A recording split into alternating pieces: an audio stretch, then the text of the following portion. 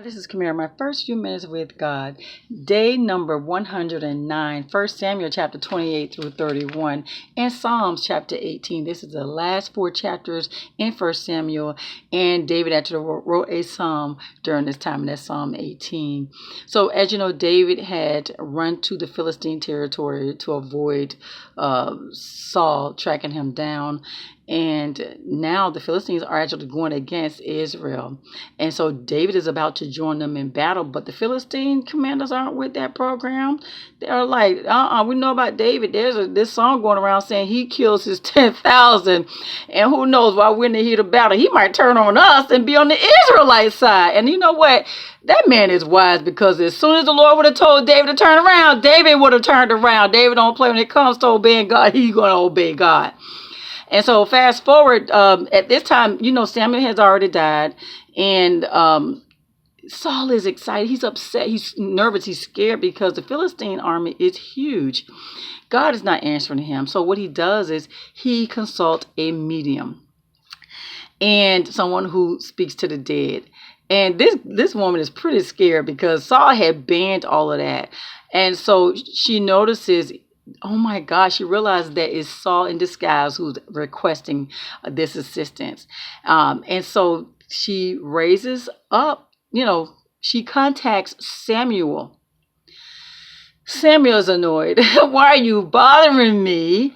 And he tells Saul that, Saul cried, God is not answering me and I'm scared or what have you.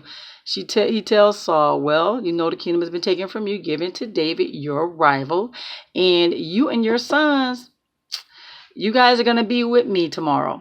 Saul can't handle this. Who can handle this, right? He's already weak from hunger, and now to hear this. And so fast forward back to David.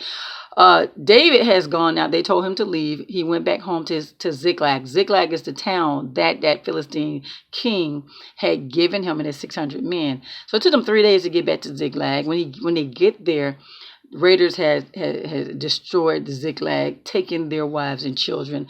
Now David's men, they are upset and they're taking it out on David. They want to stone David. And so this is the thing, two things so far. Number one, the fact that David was going to go against his own people. Remember, he's king of Israel. He just hasn't been appointed yet. So it's funny how we get upset. David was upset when they told him to leave. And we get upset because God has a plan for us. And David, that's not it. So yeah, I love the way that worked out. But this is the thing. Man will disappoint you. Their loyalty only goes so far. His men want to stone him because their families were taken. David found his strength in the Lord. That's what the word says.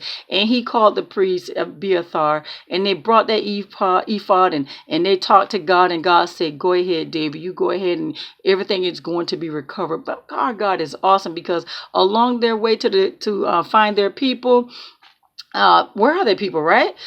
One of the people of the raiders, he discarded his servant because his slave was slowing him down. He was sick.